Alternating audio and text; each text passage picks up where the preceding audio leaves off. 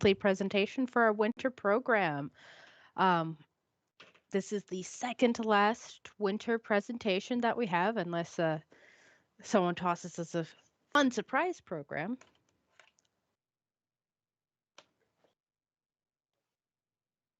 Hold on. There appears to be audio issues. Okay. They seem to have been sorted now. All right.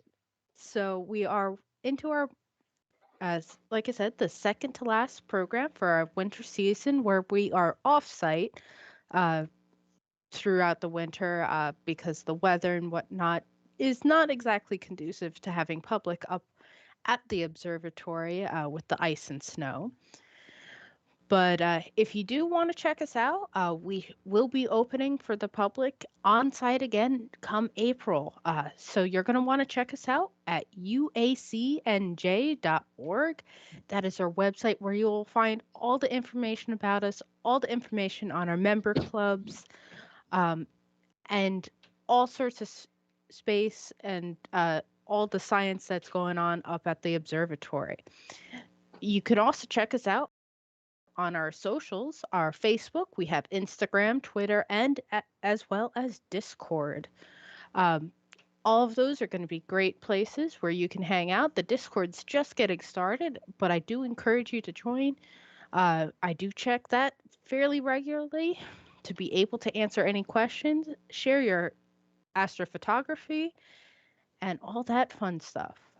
We are a nonprofit organization bringing free educational programs to the public. That's right, this is completely free and all based on donations. You guys have greatly supported us, even by viewing. Um, if you do want to support us monetarily, you can hit us up on Patreon. We have links on our website for PayPal, as well as you can also use Amazon Smile for us. Um, if you don't have the spare money, which a lot of us don't, um, also, even just watching and hitting that like and subscribe button down below really does help us out. So, with that, we're going to get into tonight's program. Tonight's program is once again our monthly uh, recurring program with Lonny Buinis. What's up in the February sky? Lonny has given talks at UACNJ since it opened. In 2016, UACNJ named one of its observatories after him. Lonny is one of some 200 space artists worldwide in the International Association of Astronomical Artists. And tonight we'll identify the winter hexagon, find a famous horse's head, watch the crescent snow moon grow, and get up early to find a planet. Lonny holds degrees from Stevens Institute of Technology in physics and computer science. So if you have questions for him tonight, please do put them in chat. I am watching and we will be sure to answer them. And if we don't know the exact answer and we can't find an answer, we'll sure make up an answer that is convincing. A pleasure to be here again. When I say here, I'm in my home. So it's a pleasure to be at home, but I'd rather see all of you in person. So I do hope that you will join us when the observatories reopen again, April through October. So with that, what's up in the February sky is part of a continuing series. And we're looking at the Earth seen from the L1 gravitationally stable point. Some of you may have heard that the James Webb Space Telescope has finally reached L2, which is on the other side of the Earth from this view, behind the Earth, all the way back, 1 million miles out. This is from L1, another gravitationally stable point, and that thing in front of the Earth is, you guessed it, the planet Mercury. No, I will be lying throughout the show, so see if you can catch me. That's our moon. That's a side of the moon we never see because the moon rotates at the same rate that it goes around the Earth. Rotation, same as revolution, which means it always keeps one face towards the Earth. If the moon didn't rotate, we would see all the sides. And this side is not the dark side of the moon, it's lit up.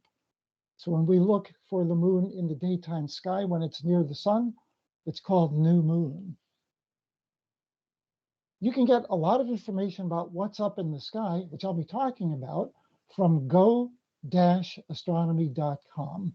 I'll be giving out some URLs, some web addresses throughout my talk tonight. So feel free to jot those down. I see a lot of you out there have pens and pencils and paper. Does anyone out there still know what a pencil and paper is? I wonder. I stay up at night late working on projects, and I have these questions like, what is dark matter? And what's the meaning of life? And do people still use pencil and paper? Makes you think, doesn't it? GoAstronomy.com. I've summarized some of these events. February 1st, new moon. That was just recent. That's when the moon, changing position in the sky, is close to the sun. Now, why doesn't the moon cross the sun every month? And then we would have an eclipse every month, right? A solar eclipse. But it doesn't do that because the moon's orbit is tipped to the Earth's equator. And so the moon usually misses the sun. Gets very close in the sky in angle, but it's missing. So we don't have an eclipse. And why do they look around the same size? Well, the moon is 400 times closer to us than the sun, and it's 400 times smaller. Interesting coincidence. I was once on a train, a subway train in New York City, and a guy was passing out pamphlets explaining the mystical relation of the Earth Moon system. It was my first introduction to what we now politely call a crackpot. The middle of the month is the opposite. The moon is in the opposite part of the sky. It's fully lit up by the sun. We call it the full moon, but every month, every full moon has a poetic name. Did you know? This month, one of the poetic names of the moon is the snow moon. I wonder why. I'll give you a few moments to think about that. That's the middle of the month, February 16th.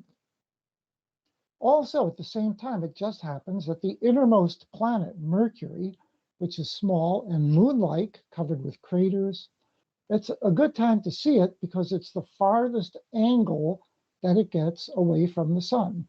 The only problem is it's elongated to the west. So if you're facing south, if you're facing the morning sky, facing southwest is on your right, but you have to look for Mercury near the rising sun in the east, which means that it's elongated to the right or west.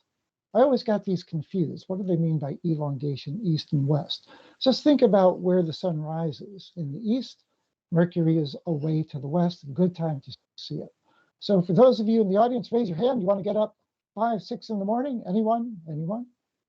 Can't see you. You can write in chat if you have any comments.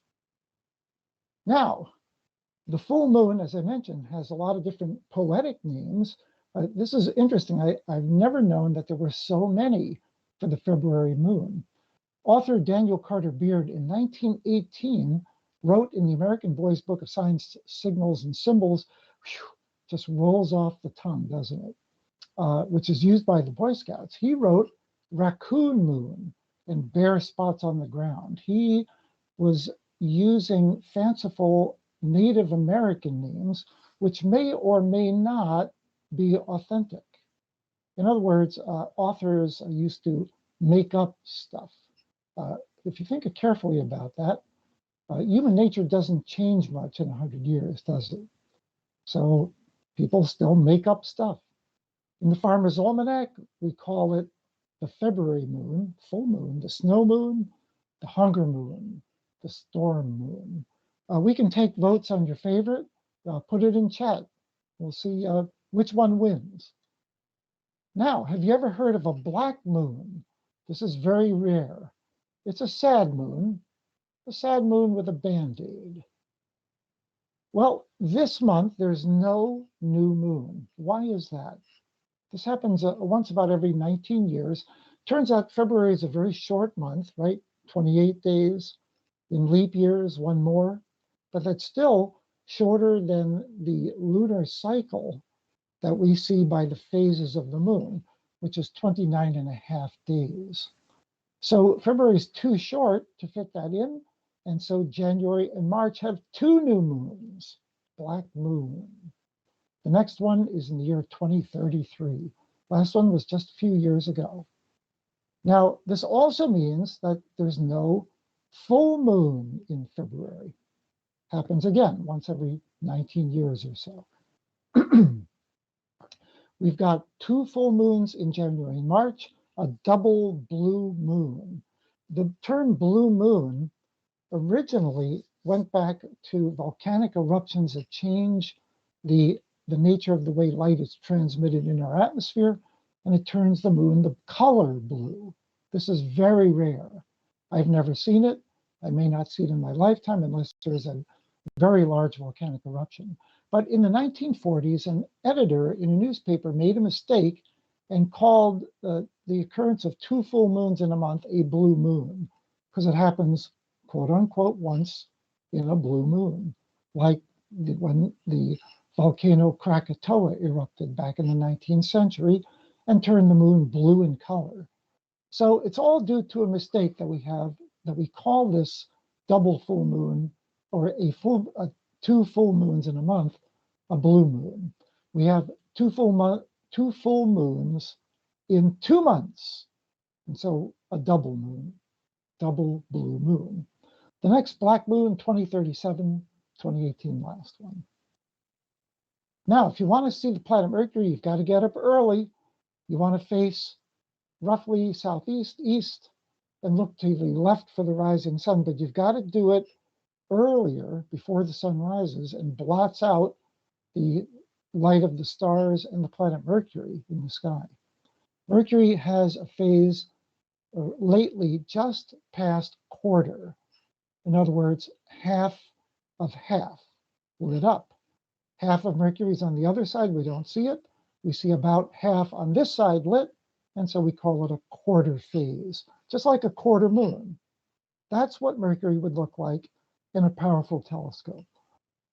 Actually, not that good, because even the most powerful telescopes have to deal with the Earth's atmosphere, which blurs the image of Mercury. This image came from a free program that I'm going to use shortly to show you what the sky would look like. You can use it yourselves.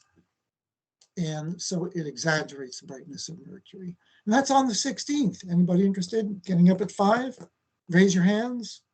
Anyone? I met with a deafening silence. I wonder why. So I mentioned the program Stellarium. Go to stellarium.org. You can download it. You can use it on a laptop, a desktop. You can install the app on a mobile device.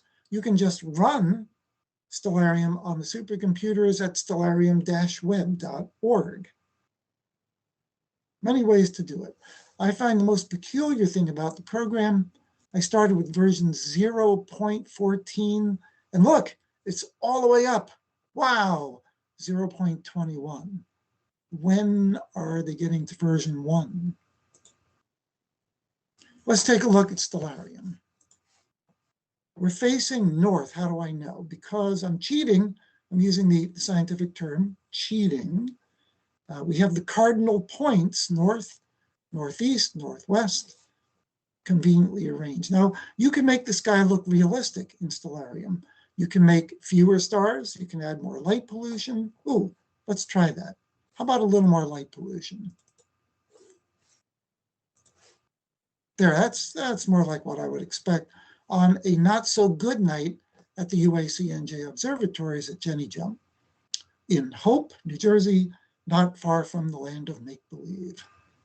You can turn off the cardinal points. You can turn on lines between the stars to make the constellations easier. Let's start in the north and make it a little bit harder. Can you find the famous Big Dipper? Big Dipper standing on its handle this time of year. Stellarium shows you the time and date, and it's in real time. This is actually the current time, and the sky is moving at 1 second per second. You can speed it up, you can slow it down, you can bring it back to normal. There's a lot of things you can do. we're going to do just a few things. We're going to use the Big Dipper, which looks very large in angle in the real sky, and use its pointer stars, Merak and Dubi, which are also known by the Greek letters. Brightest star in a constellation is generally given the letter alpha from the Greek alphabet, named from the Greek letters alpha and beta, the first two letters. So these are the two pointer stars that point. Why do they call them pointers? Because if you hold your fist up in the real sky, it'll subtend, I like to use big words, subtend an angle of about 5 degrees, the distance between these two stars. If you go 5 times their distance apart, 1, 2, 3, 4, 5, you'll come to the North Star, the pole star, which is in its own smaller dipper shape, which is called, you guessed it, Umi, Ursa Minor, Bear small. We've got the Bear big and the Bear small. And I can cheat a little bit. There's a little bit of a lag in what I'm doing, so I'll let things catch up. I'm cheating, there we go, by turning on the constellation pictures. Now, there are different cultures. These are the Greek myths that we're going to be looking at, but Stellarium has dozens of different cultures that you can apply to change the patterns, the lines, and the drawings. But I'm going to turn off the drawings for now. I'm going to look for the Big Dipper, the Little Dipper, the North Star. Between them, the dragon. Part of the dragon is hidden behind trees this time of year. And higher up in the sky, the letter M or W, depending on the time of year, Cassiopeia the queen, and nearby Cepheus the king, looking to me like a house-shaped group of stars. Now I'm cheating again. This time I've turned on the boundary line, the outlines, sorry, not boundaries. There are constellation boundaries too, officially set in 1930 by the IAU. You intrepid viewers out there, you can look up IAU, it's an astronomical term. Occasionally we do see meteors streaking by. Those are falling sand grains burning up in the atmosphere. You're not going to see that many, and so I'm going to turn them off. I can do a lot. How's this? Yeah, ever see a meteor storm? It doesn't look like that. Oh, there's one every couple of seconds or so, and I saw one some years ago when the Leonids put on a storm. But generally, we're not going to see meteors, especially not in February, unless you have really, really dark skies. Oh, I accidentally left on the ecliptic. We'll come back to that later. So we've got stars in constellations that go around the North Pole in a big circle. And that's why we call these circumpolar, circum around, like circumnavigate, polar around the pole, circumpolar constellations. These are very handy to know because they're always up in New Jersey. Now, if you were in the Southern Hemisphere, below the 40th parallel, you would never see these constellations. You would then need to know the southern circumpolar constellations, one of which is a cross that points to the South Pole, which does not have a bright star. So in that sense, New Jersey is privileged. We've got a star that marks the position of north. It's actually just a little bit off, but it helps us align our telescopes. And the worst thing you can do when you're visiting UACNJ, I hope you will, starting April, is to kick an astronomer's tripod. I know you would do it only by accident, but you don't want to make an astronomer cry. It's a really terrible thing to see, especially in the winter when the tears dry up and freeze.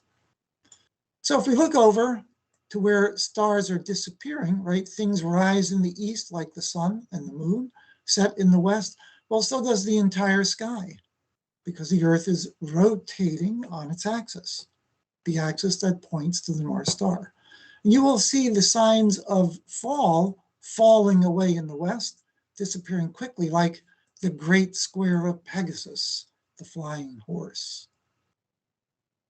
I see I've got a slight lag between what I'm doing and what you guys are seeing. So I'm going to go a little slowly. If I go too slow, let me know. You can complain in chat. You could complain, but we can ignore your complaints. Now, that's the beauty of chat, isn't it? I promise we'll pay attention, and Kim will pick out all of your important questions, and I'll try to answer them later or make up a completely fictitious answer. You choose. The great horse, the fishes, all disappearing in the western sky. What I've got here drawn out in the sky is a red line for the orbit of the Earth around the sun projected out into space. Why? Well, let's look at the constellations, those patterns that were officially recognized by the IAU in 1930. There it is again, I period, A period, U period. They recognized the same number as keys on a piano, which makes me wonder, was one of them a piano player? Why did they choose that many? Yeah, this is what keeps me up at night. How about you? I know you're probably worried about practical things. Fishes, bull, Taurus, Gemini, twins. Recognize these? These are the signs of the zodiac. Signs of the zodiac. And they were important to astrologers. They're important even today to practical observers because they help us find the planets and the moon and the sun. They all seem to pass through these constellations. So we say, astrologers anyway, will say that something is in one of these constellations. For instance, tonight, at this time, right now, while we speak, the moon is in the constellation Pisces, the fishes. And it is a thin, slim crescent in phase, crescent moon. Now you notice I have to zoom in Stellarium to make the angle smaller so I can see things in detail. This is what we have to do for planets and things that are far away. Zoom in to a tiny, tiny angle. Astronomical telescopes rarely have a field of view as big as 1 degree, as big as the size of the moon, which is a half of a degree. And remember, there are 360 degrees in the whole sky. So a half degree is a very small angle. And yet the human eye can see some details on the moon, even though it's a half degree wide. For instance, if I zoom in a little more to see the moon the way it might look in binoculars, we can see a round oval that's about twice as long as the state of New Jersey. This is an ancient sea of lava, frozen lava, about 500 miles across, the Sea of Chryses, which sounds like an appropriate sea for the past 2 years, doesn't it? Mare Chrysium, the Sea of Chryses, made by a giant impact a long time ago in a galaxy close to us. The most interesting part of the sky to me is the one that shows the ecliptic. And if we look at the sky the way we would see it on a round circular star chart called a planisphere, which we just happened to sell at the UICNJ gift shop. Yes, I am prone to shameless advertisements. Sorry. Well, no, not sorry. We have a lot of good things in the gift shop, very practical. Good way to learn the sky is to use a circular star chart, a planisphere. And we can make Stellarium look like a planisphere. But just like a planisphere or like any flat map, it distorts the sky or anything that's round, like a globe of the Earth. So I'm going to zoom in to the way I see the winter stars of the Hunter. Orion. Have you heard of Orion? Famous. It's one of the most easily recognized constellations. It is the principal constellation of winter. In the spring, you look for a lion because spring comes in like a lion. In the summer, you look for a scorpion, and a teapot. In the fall, the great square of the horse, and back to winter again. An endless cycle that we've been doing for What's Up in the Sky for some 27 years now. And I hope to do some more. So I hope you'll come back for what's up in the next month. I'll let you guess what that one's called. Orion the Hunter has a lot of interesting things to look at. Colorful stars. Rigel is a bluish colored star. Beta Orionis. Alpha Orionis has a reddish color, not strong in stellarium. The human eye can see these colors pretty well because the light level is fairly high. What the human eye cannot see too well are the colors of nebulae, the plural of nebula, Latin for cloud, gas cloud, hanging from the belt of Orion, three bright stars, Alnitak, Alnilam, and Mintaka, all roughly on the order of 1,000 light years away or more, 1 to 2,000 light years. These stars are far away from us. But there is a fuzzy blob hanging down in his sword. Sometimes it's depicted as the sword of Orion. There he is, holding a weapon in one hand, an animal skin in the other. What is that? Well, that fuzzy blob, and that nebula can be seen, we can see it even in a pair of small binoculars. In a small telescope, it's more impressive. In long exposure photographs, we can see colors, red from the hydrogen gas that made the stars being born, hot, bluish stars glowing in bluish light, hot like a hot gas flame, the bottom of a gas flame. The cooler flames above, orange and yellow. The light of the stars, the bluish stars, is reflected by some of the dust and gas. And some of the dust is dark, hiding the starlight behind. Someday it will collapse and form star systems and planets like ours. At the heart of the nebula, a cluster of 4 bright stars called the trapezium. Not well seen in this picture, but you can look up Orion Nebula. There's a lot of beautiful pictures of it online. Your tax dollars paid for a lot of them from the Hubble Space Telescope and other satellites. Now look how far I have to zoom out to see all of Orion. Orion helps us find other constellations in the sky. We amateur astronomers have a term for this. Yep, I am not a professional astronomer, although I have degrees in physics and computer science. That doesn't make me an expert. I have years of experience, practical experience observing the sky. And yet there are a lot of people at UACNJ who know a lot more than me, who've been observing far more, know a lot more. You should come and visit us and ask them a lot of questions. There's no such thing as a dumb question. You can star hop, that's what we amateurs call it, star hop along Orion's belt to find Taurus, the bull. His horns go up to another constellation, the chariot rider Auriga, with the bright star Capella. The eye of the bull is called Aldebaran, Alpha Tauri, brightest star in Taurus. The eye star is reddish in color. Occasionally the planet Mars, also red in color, will pass by this way. And so you can see the red planet Mars that usually doesn't twinkle if it's high enough in the Earth's atmosphere, high up in our view, that is, in altitude. The red star Aldebaran will twinkle. It's so far away that only a bare minimum of cones in our eye are activated, the cones that see color. And so even the atmosphere can interrupt the starlight and it twinkles. Planets have disks, though, tiny disks, and they generally don't twinkle if they're high enough in the sky. Now, there's something else here. This is an old star cluster, the Hyades, that forms the face of the bull.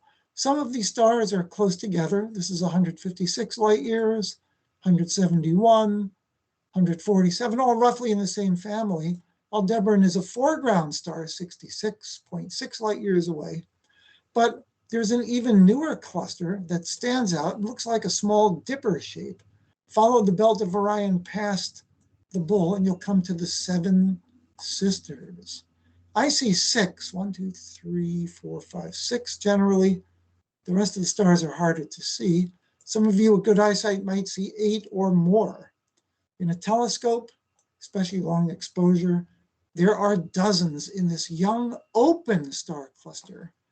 The star cluster where the stars are far apart is called open. where they're close together in a globe. You guessed it, it's called a closer together cluster. No, I'm lying again, making it up. It's called a globular cluster. This one is an open cluster.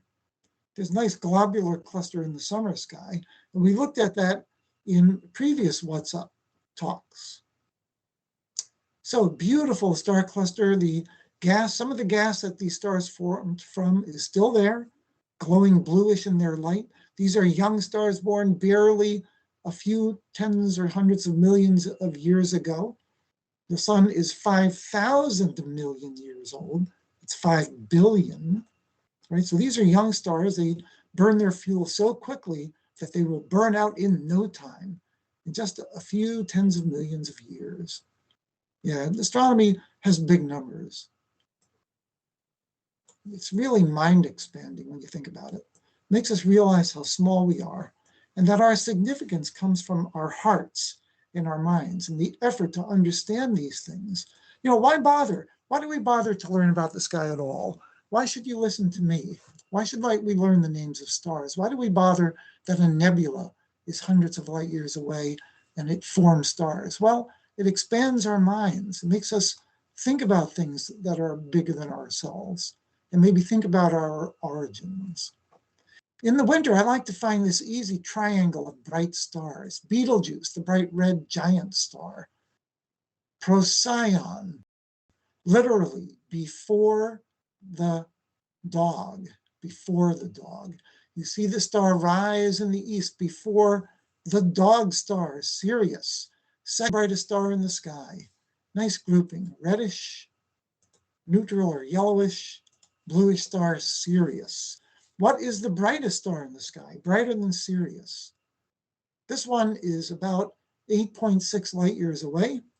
The star I'm talking about, you guessed it, is 8 light minutes away. And that is the sun, Sol, S-O-L. Winter triangle. However, I learned long ago, and I ignored it, but I learned more recently, there is a hexagon of 6 bright stars that help you find your way around the winter sky. And they would include, starting with Rigel, we move up like this in a hexagon shape. It's easier to do in a star chart. To the Eye of the Bull, Aldebaran, to the bright star in the Chariot Rider, Capella. Chariot Rider, see him? Well, wait a moment. Chariot Rider is handling some baby goats. Here he is. Over to the twin stars, Castor and Pollux. Over to Procyon, Sirius, the winter hexagon, 6 bright stars. I'm going to turn off the pictures, they're a little bit confusing. You know, it's an interesting challenge to see if you see the lines drawn the same way that star charts do. Orion, yeah, I could see Orion. There's a shield. This might be a club. I don't know. Knee star. The star. When I was a kid, they told me this was his shoulder. They lied. I think they're just trying to be sensitive to my childish behaviors, and they didn't want to make me laugh. But Betelgeuse, look it up. The literal translation in Arabic is the armpit. The ant. Well, let's see. Is it?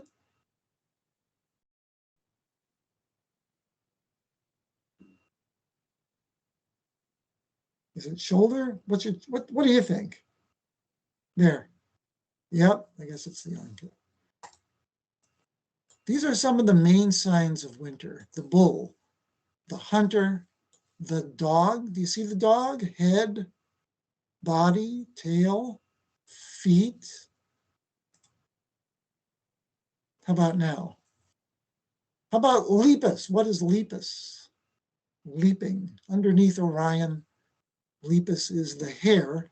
If I take away the picture, I think it's a little more challenging to see a hare there. You could draw it any way you like. There's a fellow, an author in the 50s, 1950s, I know it was a long time ago for some of us, the last century, an author, H. period A period Ray, R-E-Y, who redrew the constellations and called this book, The Stars, A New Way to See Them. And so he made them look a lot more like what they're supposedly supposed to be, supposedly, as if it were. You choose, use your imaginations. We can look a little bit higher to find Gemini, again, along the ecliptic, which you're not going to see. You're going to see a red line in the sky? No, but you can turn on a lot of helpful markings in Stellarium, or you can just use it to appreciate the beauty of the sky. I will end, we're going to do a little review later, but I'm going to end by pointing out the star, the principal star or constellation, principal stars or principal constellation of the spring sky. And that is the backwards question mark, the triangle. See that question mark? Triangle. Let's see the lines. And this is a sign of the zodiac. It almost looks like what it's supposed to be, a backwards question mark, a triangle. No. This is Leo. Yep, you guessed it, Leo the lion. Sextans, looks just like a sextant, right? Take away the picture. Yeah, our ancestors had two things that we are sorely lacking today.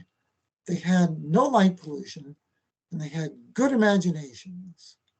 And I know some of you out there still read to stimulate your imagination. And I urge you, please go out and read a book occasionally. Don't do what I do. There's a new technique when people read online. It's called skimming. You start out reading a long line at top. By the time you get to the bottom of the page, you're looking at only the beginning of each sentence. Don't do that.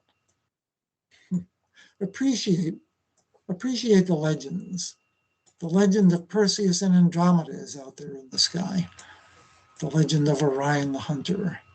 Now, the moon will be interfering over the next few nights, but eventually, we can speed through time, if you like, February 6, 7, 8. Notice how the moon changes from night to night because it's moving around the Earth fairly quickly, right? Less than 30 days. By the time we get to the middle of the month, we've got a full moon, the absolute worst time to see faint objects like the Orion Nebula, because the light of the moon blots it out. But a few more days later, the moon will set at a reasonable hour like 8:39, the current time, and you get a nice dark sky with, I hope, the winter Milky Way. What is that? That stream of milk passing across the sky. Might be hard to see on your screens. But if you go out to Jenny Jump, to the UICNJ observatories, you will probably be blessed to see the Milky Way, especially in summer, going all the way across the sky. I was astounded to see it because where I grew up, I rarely, if ever, saw the Milky Way. That's our own galaxy of some 1,000 billion stars. The new estimate is 1 trillion stars. It's a 1 followed by 12 zeros. Mind-boggling. It's the same as a million. Still hard to wrap your head around, right? But there are bigger galaxies. The one that we're going to merge with in about 5 billion years is Andromeda, the Andromeda galaxy. The Andromeda galaxy is setting this time of year. But if you go out early enough, and if it's dark, we can go backwards in time, like this. 18 minus 12 is? Anyone? Just shout it out. I can't hear you, so you can shout. 6. Very good. Thank you, Kim. 6:40 at night. You might just be, well, it's going to be light, right? So it's going to be hard. You might, with binoculars, you might be able to see yes, we call this the Great Fuzzy Blob. The Andromeda Galaxy. It's a galaxy bigger than our trillion-star galaxy. We're going to merge with this one. But don't worry, it's 5 billion years from now.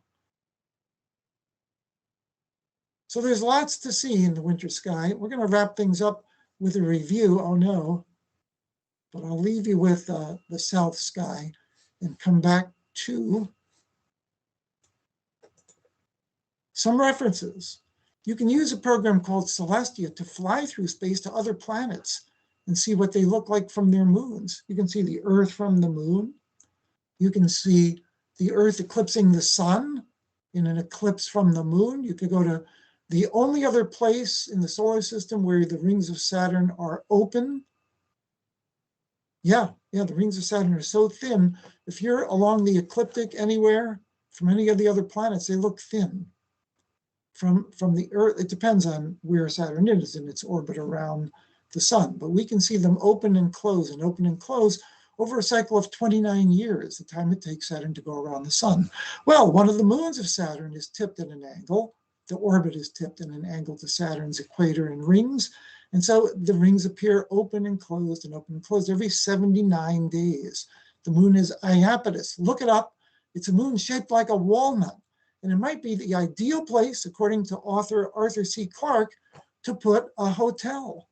Great place to view the beauty of Saturn's rings. If you forget everything else I've told you tonight, great place to get reference on science, on exploration, on space flight, on the search for life is space.com. S-P-A-C-E, easy to remember. I use it all the time. It has a lot of ads, but that's okay. And if you like to read, I mentioned this before, Sky and Telescope and Astronomy magazines, both are still in print. You can subscribe online, and you can get the free parts. And those are significant. Huge parts of the websites are free. And now, what you've all been dreading. Oh no. Yep, a little recap. Are you ready? Got the pens and pencils out? Got the iPads, tablets, right? Got your fingers ready. Taking notes? Great. Here we go.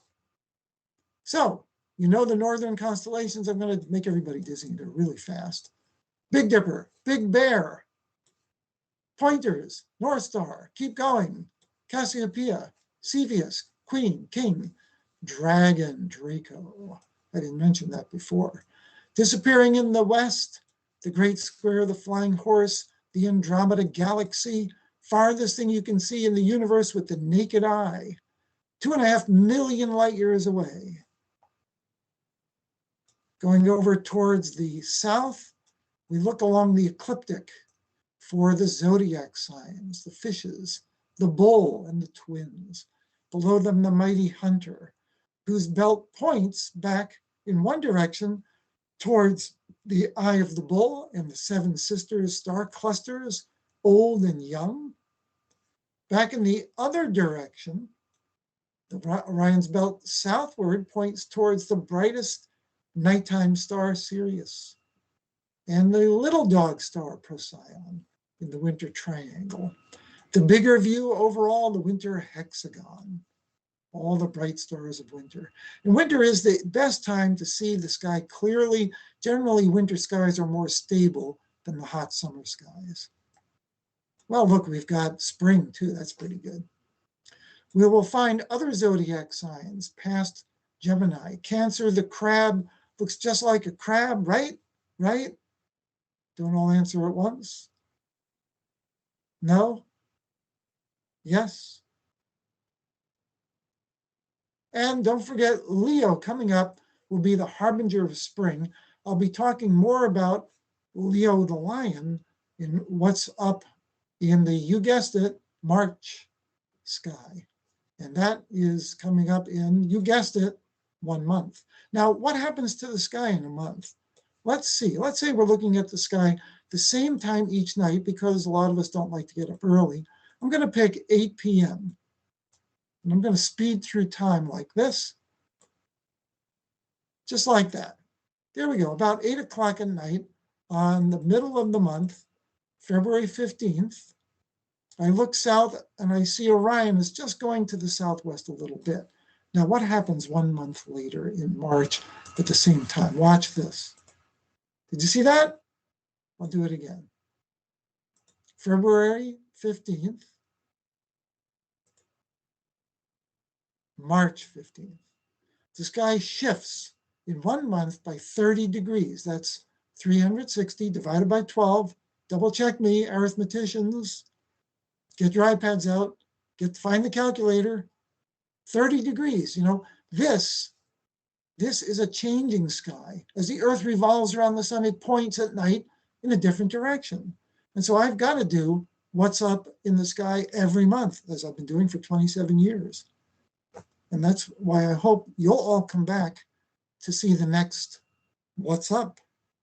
And maybe come back for the whole series. And I hope to meet some of you in person when you come to visit the observatory. I'm going to leave Stellarium up for questions later, but I just want to talk about very briefly before we end some news. Many of you have heard the James Webb Space Telescope went all the way onto the dark side of the Earth, away from the sun, about 1 million miles, 150 million kilometers. It's the L2 stable gravitational point, away from the interfering light of Earth, all those annoying satellites, in a looping orbit around this gravitationally stable point. Takes very little fuel to keep this orbit, so it can do it for a long time. And some other news, the crater Hertzsprung on the moon is one we never see. It's over the left or eastern limb. Is that the eastern limb on the left? Or is that west? Well, it's over the other side. This is the side of the moon we don't see from Earth. It's right there. See it? There's a close-up on the right. Well, the SpaceX Falcon 9 rocket is going to strike the lunar surface March 4th. I'll be talking about that again. And you guessed it, what's up in the July sky? Just kidding. In March, around 7:30, right on Hertzsprung crater. Won't see it in real time, but there are a couple satellites that might image it. So that'll be exciting to see an explosion on the moon, maybe in real time. Yeah, you can see everything on the internet. I've learned everything I know from YouTube. That's why I'm a babbling idiot. A little bit of history. On this day, on February 7th, 1889, the Astronomical Society of the Pacific was founded. They're a very big astronomical organization. They used to sell stuff in their store. I can't seem to find it anymore, but that was significant. So we like to have a little bit of history. And finally, a recap of all the significant events of February. There aren't too many this short month, but I hope you will look for the moon as it grows away from new. It's now a crescent. It becomes full, the snow moon, the middle of the month, 16th. At the same time, you can get up early to find the planet Mercury. You've been a very good audience. I do want to pause for questions, but first I'm just going to show you some references. Please visit our website, uacnij.org. Repeat after me, uacnij. I don't hear you. uacnij.org. Uacnij. Thank you. And then there are magazines you can read, you could subscribe to, or you can get for free. I look at the free parts. You can get star charts, you can get upcoming events and news. Space.com is another good reference. There are so many programs. I used to list the apps, but there are too many, dozens. And you can hold up your mobile device to the sky and it'll show you what you're looking at, even if it's cloudy. It'll show you what stars are up. It'll identify them, what planets. It's wonderful. The two you don't want to forget, Stellarium and Celestia, have free mobile versions. I myself am making a mobile app. I'm going to charge a very reasonable fee, but I've got a lot of competition because a lot of stuff out there is already free. And when you come to visit, we do have some reminders that you will see, just to give you a little preview. For instance, turn on your car headlights before you leave so you don't drive off the edge of a cliff. To visit our gift shop, and you want to come again, definitely. But we'll bring this up again. I want to thank you all for being such a good audience. You can reach me at lonnybuinis@gmail. I'm also on the website for the International Association of Astronomical Artists, IAAA.org. And my website is linked there, Astronomy in Motion, because I do astronomical animation as well as artwork and virtual reality objects that you can play with for free. What you're seeing there is a cover of my book with my wife's hand working a 3D model of the planet Mercury in real time. Virtual reality, it's cool. You zoom in, you zoom out, you click for hyperlinks, a lot of fun, and best of all, the book is cheap. And that's my last shameless advertisement. Please visit me at astronomyinmotion.com, email me, and I want to say thank you for being such an attentive audience. We will take questions, and I'm turning things over to Kim. Thank you. All right. Thank you so much, Lonnie, and thank you everyone who joined us. That was an excellent presentation today. Um, so I was monitoring chat, and I did something kind of slightly different this time. I asked a question of chat, and I had asked, what is everyone's favorite constellation or space object? And I did get a few answers. So we had one viewer saying their favorite object were the nebulas. As far as constellations, we got Scorpion and Orion. And I actually have a really fun quiz for you, Lonnie, since you like quizzing us. Oh boy. So, your wife mentioned in chat what her favorite space object is. Do you know what that is? Oh man, I'm in trouble now. Oh, wait, let me think. Favorite space object. Well, I don't know. I don't think it's oh, wait a minute. No, a unicorn. No. Let me see. Space. I should know this. Yeah, I'm definitely in trouble. I'm going to hear about this in a little while because I'm at home. Do you need a hint? Yeah, please. It is a nebula. Well, would it possibly be this nebula in the unicorn? Here's the unicorn. There is one of my favorite nebulas. I know she likes the color blue, but this is a reddish colored flower. And the name of the nebula comes from the flower. Anybody? I believe that is the Rosette Nebula. Yeah, Rosettee, Rosette. It's one of my favorites. Yep.